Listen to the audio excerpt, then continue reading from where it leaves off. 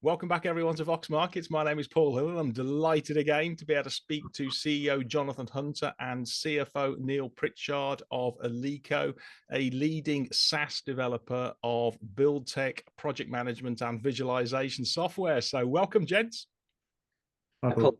Yeah, well, big congrats on today's strong and inline first half trading update, with sales up 21% to £16.3 million and organically up 12%. And just to give people a bit of background, I've been a shareholder for nearly a decade now, and I don't recall the company ever doing double-digit organic like-for-like growth. So that's a first for me. So thanks very much for that. Anyway, before we sort of run through the numbers, Jonathan, I don't suppose you could just quickly remind the audience what the company does, its sort of key USPs, and the health of the Buildtech software market, perhaps illustrating it, use a sort of like an example with a client. Yeah, pleasure. I think so. Eleco is a construction and property technology business. So actually, our portfolio is diversified between managing construction projects and also operations and maintenance within the post-construction phase of a building life cycle.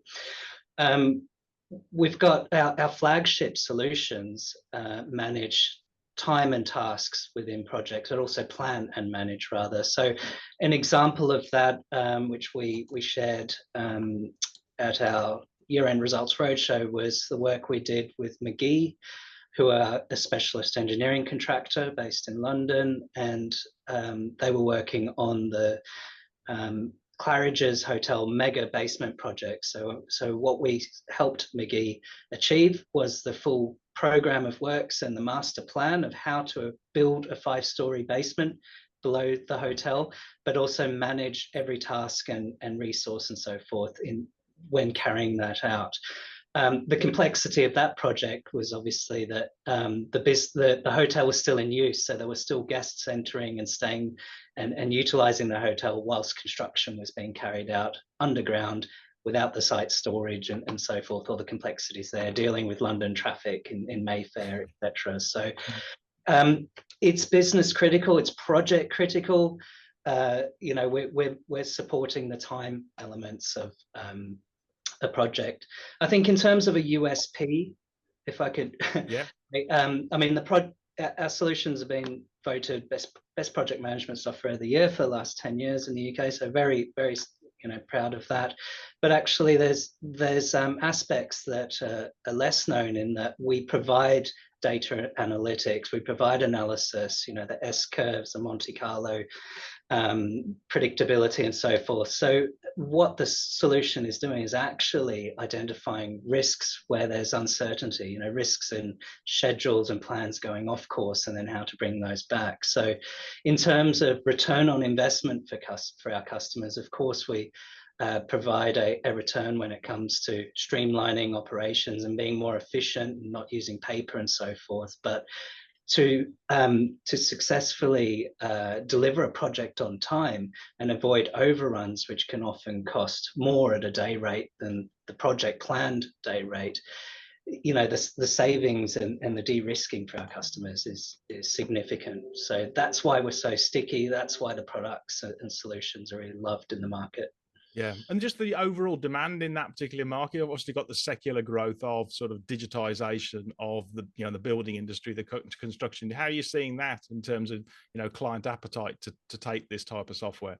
Yeah, it's very exciting at the moment. There's definitely an acceleration in terms of technology adoption within the construction tech and real estate markets.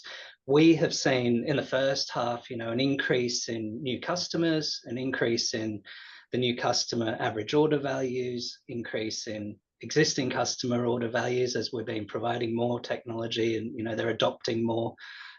So we're seeing that momentum coming through, and that's what you're seeing in the results as well. Yeah, fabulous. Just turning now to those results, those numbers, Neil. Can you just take us through sort of the split between the sort of recurring revenue streams, which seems to be pretty healthy, what the sort of growth is seen there, moving to obviously to the cloud, and how that's translated into sort of like also the cash at the bottom line, because you seem to be pretty cash generative. Yeah, sure, Paul. Yeah, that's good. So as you mentioned, I think the overall headline revenues, the total revenue was up 21%. So that's really gone from 13.5 to 16.3. Within that, as you quite rightly say, the recurring revenues are, continue to increase. And so actually, if you looked at the recurring revenues in the first half compared against the previous first half, they were up 24%. And that represents about 74% of revenue compared to the 72 previously.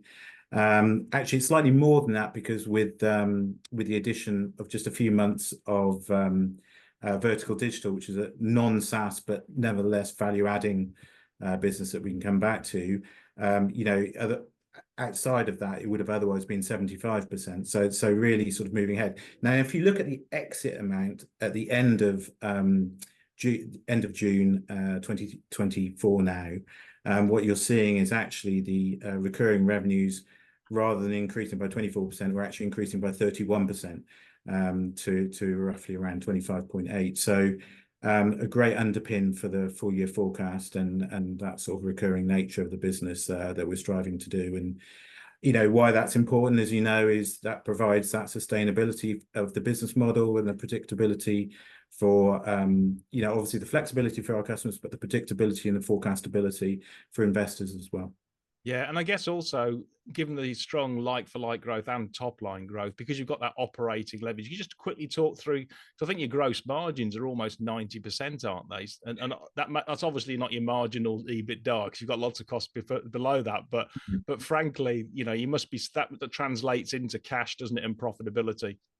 Yeah, no, that's right, Paul. In the trading update, we don't give the percentage at this point. That will be in the actual full interim half-year results, which will be coming out in September. But look, in recent times, we've certainly been in that sort of 88 to 90 sort of % level, which is high gross margins. I think you probably heard me say before, high gross margins, I think, are a great indicator of the value add that you give to customers in what you do.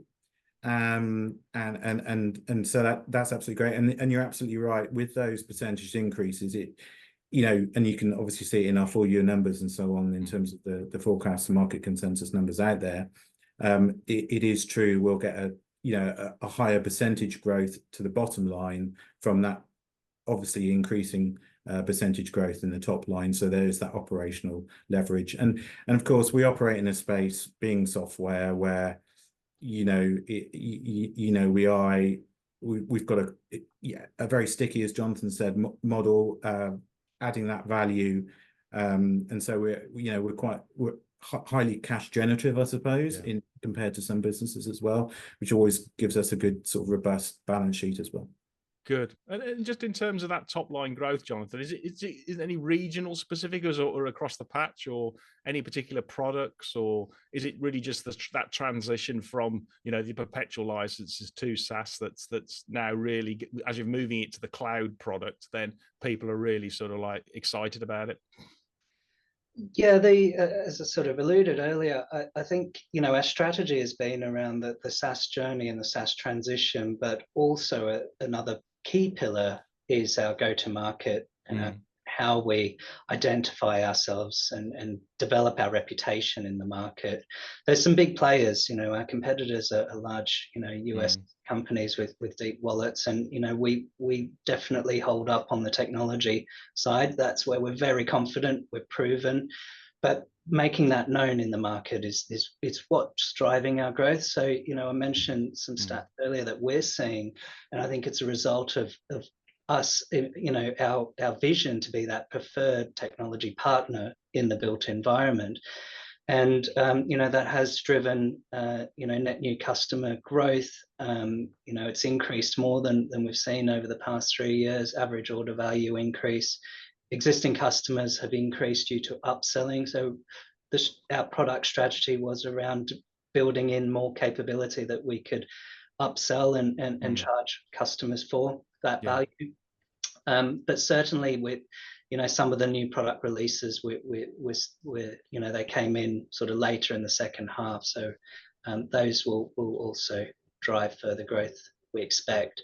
In terms of regions, every region has shown improvement in terms of revenue. I think the highest growth rates we've experienced in the UK, the US and Benelux.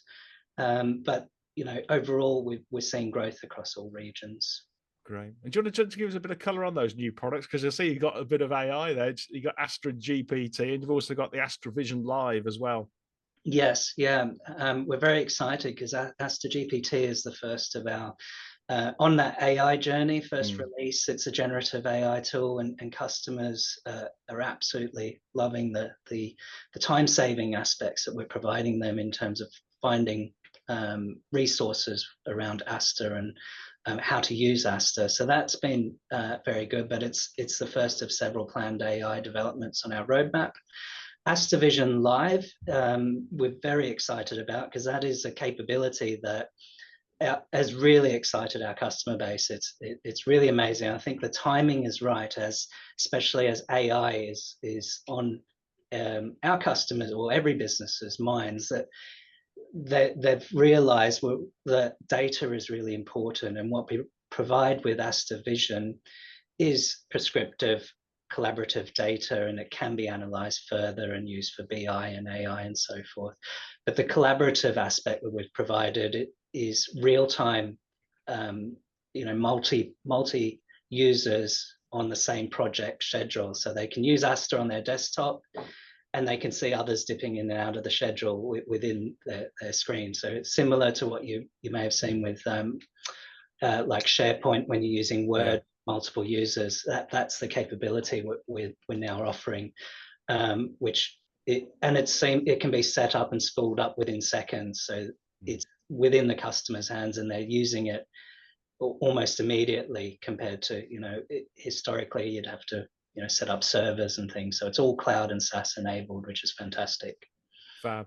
Okay, good. Just Neil, can you just give us a few words on the integration of how that's progressing of Vertical Digital, and also alongside your cash pile, however hard you have, just to spend it paying dividends and buying companies, keeps building up. So you got 12 million at the end of June, and just a bit of word on how you see that being utilised going forward, employed.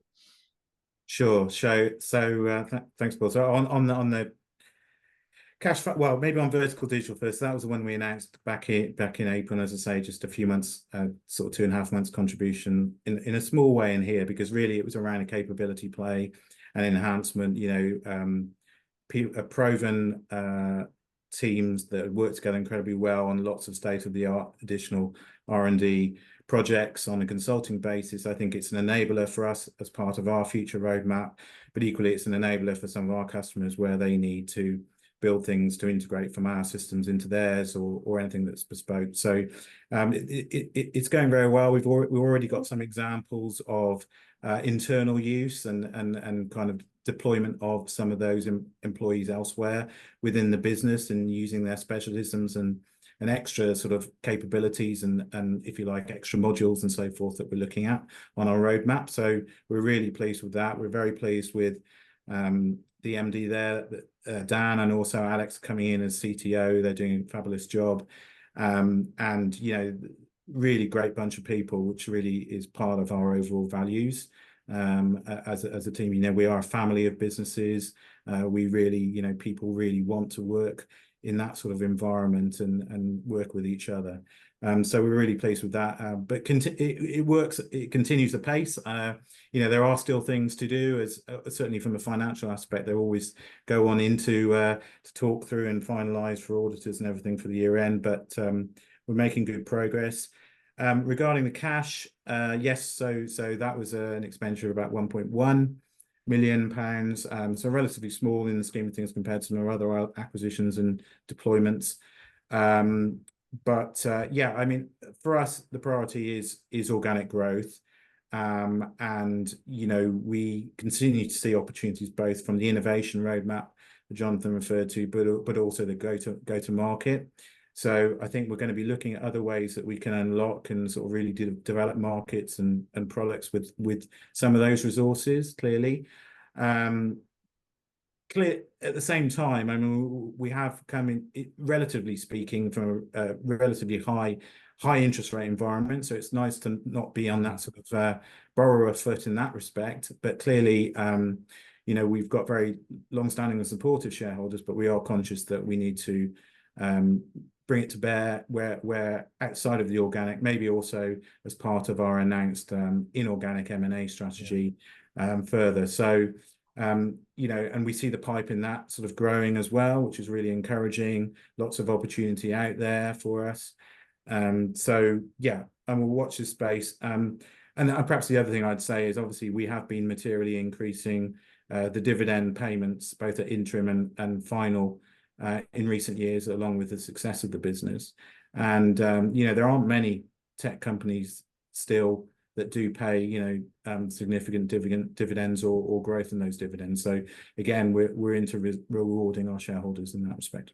Yeah, and I guess, Neil, you must be reasonably confident in terms of the full-year outlook. I mean, I'm not a maths wizzo, but even I can do the simple sums. And you did 16.3 first half, just double that, and you get sort of like at least up to the broker, which I think is 32.3. So you on sales line, so you must be reasonably confident about the sort of like the full year.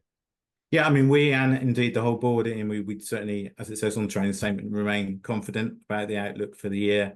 You know, let's see where the rest of it goes. I think we've got a reputation for being prudent, but also, you know, really strong, you know, delivery.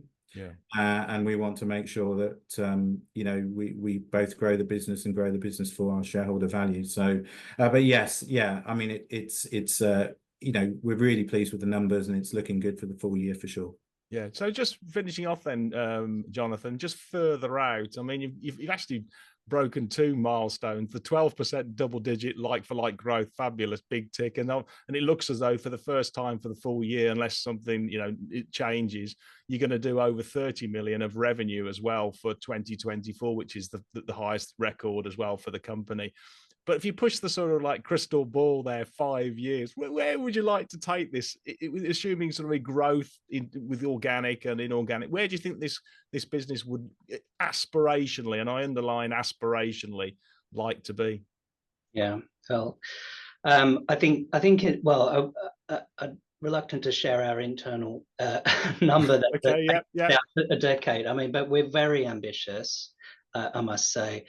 And it's very exciting because, you know, looking at the progress in the history of where we've come from, you know, we're seeing momentum, and, you know, that's very exciting. We're seeing it in the first half. And I think what's really driving us forwards is, you know, there is a focus on ensuring that the business is well governed. It's a good platform for growth. You know, we've got very high ESG credentials. We're very much been focused on enhancing and improving our culture and recruiting based on, you know, that culture. We're a people business, but we're solving really complex challenges within the built environment for our customers and with our customers.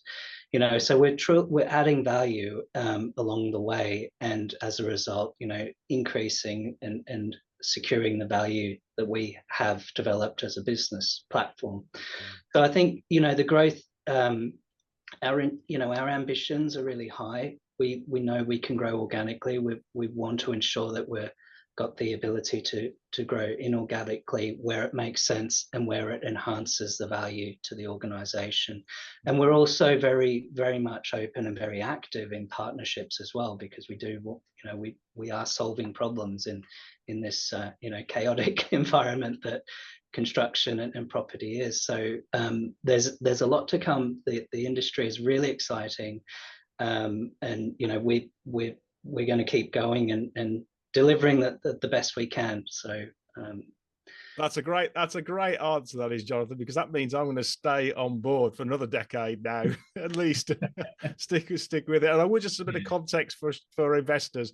Cavendish have got a target price of 160 on the shares. I think they're about 115, 120 at the moment. So there's plenty of upside there. So big congrats again, gents, and very much look forward in hearing lots more of the detail when the interims come out in September. So thanks again, and well done.